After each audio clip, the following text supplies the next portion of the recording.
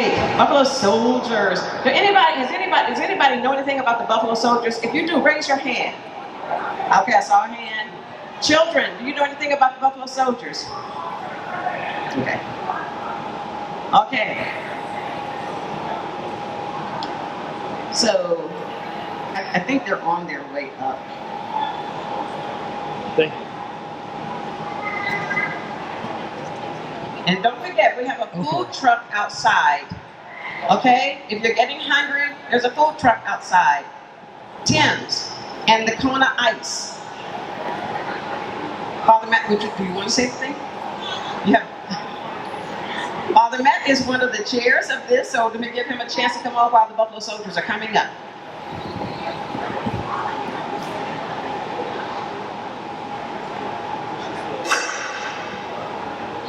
Well, thank you all for coming and being out here. This is wonderful. And this is the Buffalo Soldiers coming from Toledo. They're going to tell you a little bit about what they do, which is all kinds of good and the history that they continue to carry of goodness and the history of the Buffalo Soldiers. So if you haven't heard of the Buffalo Soldiers, please listen up, and they're going to give you some really great information.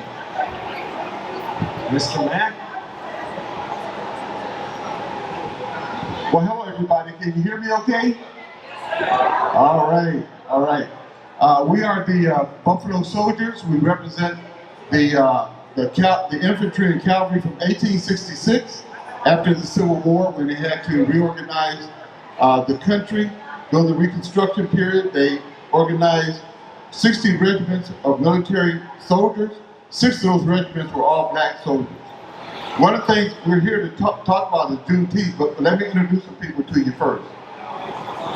To my left, we have Ken Reed. Enough said. He's our Sergeant at Arms. To the left of Ken is Larry Taylor, which is Badger. He's our quartermaster. Just to the left of him is Miss Michaela. And they call her Miss Humlock because she didn't buy the pig, she bought the humlock, right? But she's our treasurer, so talk nice to her. Next to her is Paula Hicks Hunton. She's one of our representatives, as you know, and she's a legal ego. And next to her is Fred Lefevre. Fred is the Fever, WSPD Radio. He's our secretary and our PIL.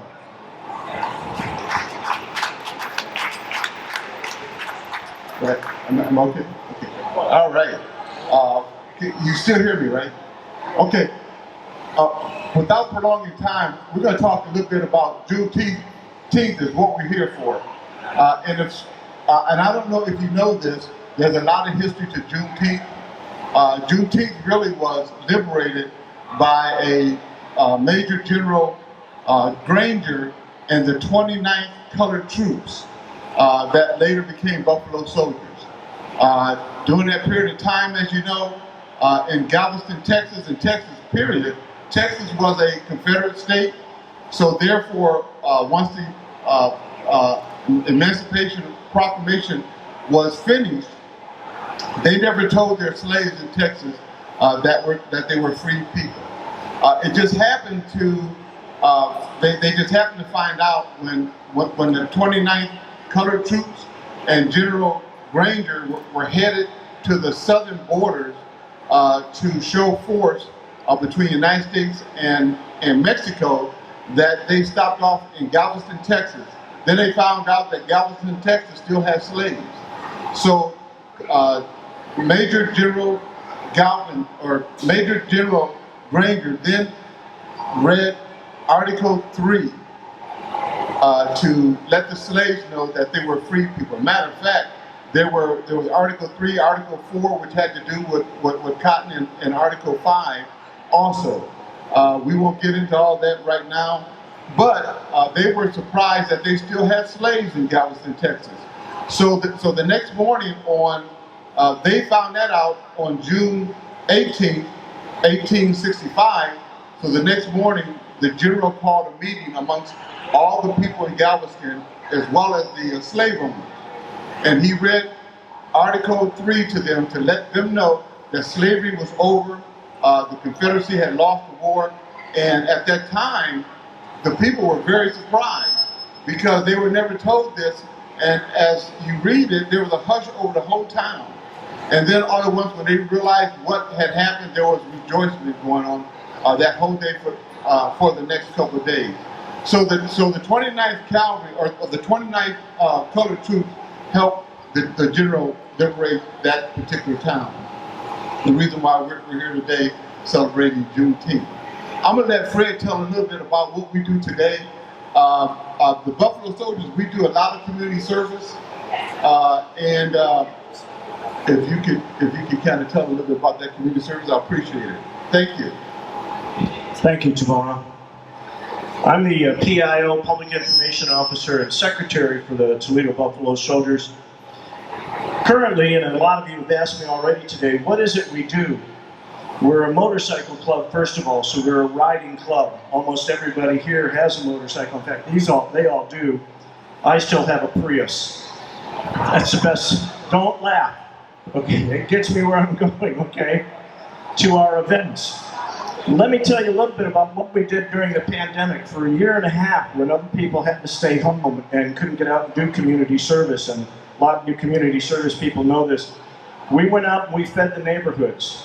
We have a cooperative agreement with a local food truck, and each day we went out and fed the local neighborhoods because the kids weren't going to school, they weren't getting the breakfast that they normally would get, so a lot of them didn't have breakfast or lunch. We took care of that.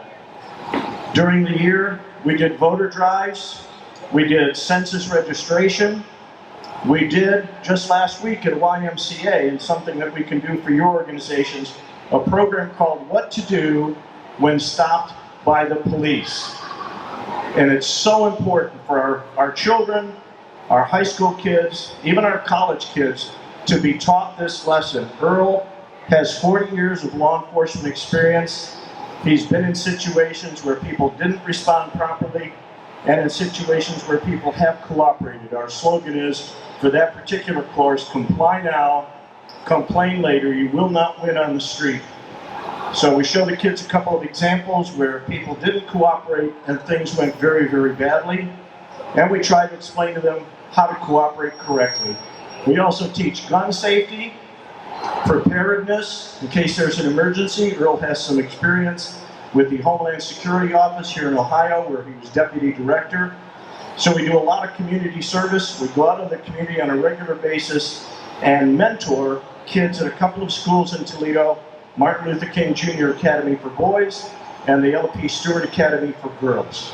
If you have any questions about what we do, you can either approach us or you can go to ToledoBuffaloSoldiers.org.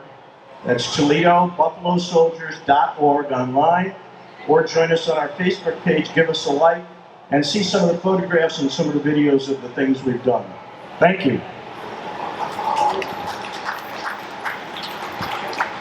And you're going to hear something that's going to come up here, hopefully in a few weeks. But I'm going to let this young lady kind of tell you about it. Paula, can you step up here for me, please? Miss Legal Eagle.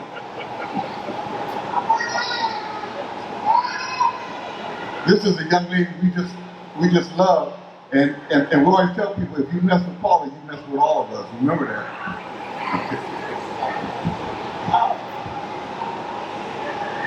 I wasn't sure exactly what he wanted me to speak on.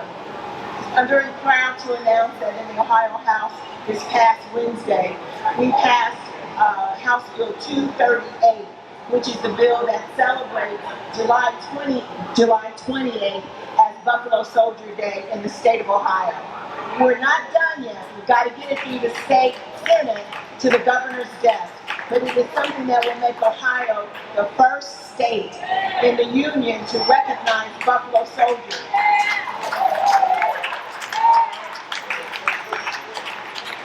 Real quickly, historically, President George W. Bush signed an executive order declaring July 28th as Buffalo Soldiers Day, as a national day. But because it was an executive order, it ended when he left the office. office.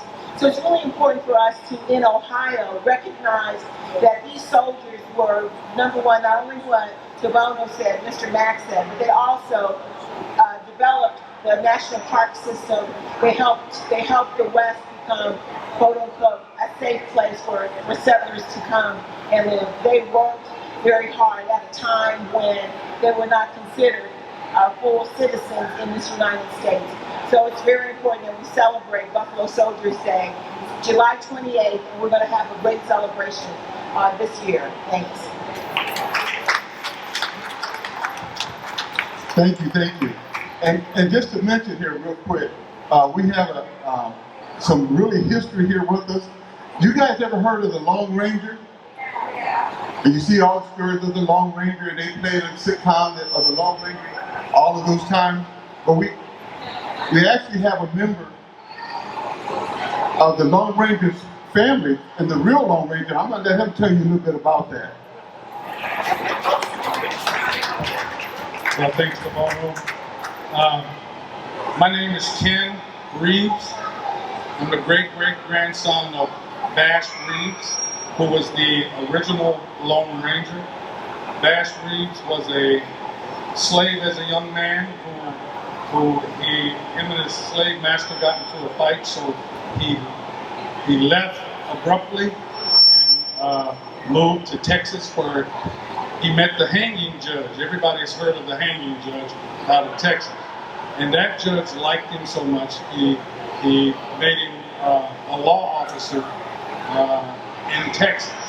And Bash Reeves made history as a law officer. He had the longest history of arrests in the history of Texas. He wore disguises, just like the Lone Ranger wore disguise. And he was a great law officer in the state of Texas.